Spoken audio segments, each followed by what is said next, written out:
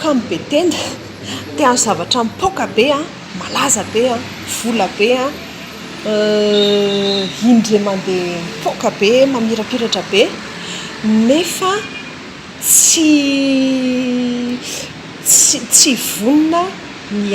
anao asa mafy amatona na amam-bolana mafy le resaka hoe famoronana zava-baovao zava-kanto vaovao hoe mba mampivelatra anao amin'ny maha-olombelonao satria azoana fahafinaretana dia azoana fahafapo ihany koa izany hoe zavatra tsy nisy mihitsy ny forononao ary tsy hoe zavatra ny foronona fotsiny fa zavatra kanto dia efa misy an'iny fahafapo iny izany tsy ampy a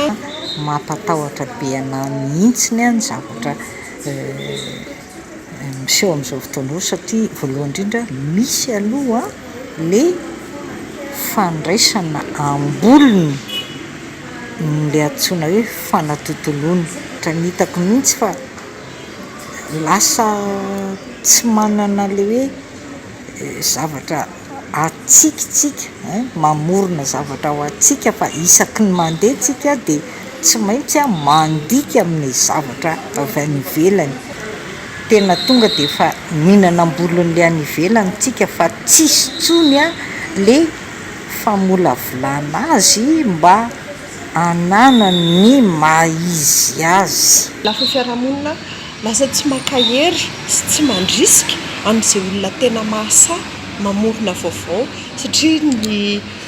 fanindraindrana ny zavatra efa misy mipasoka nefa malama ihany foana izany ny atao ka lasa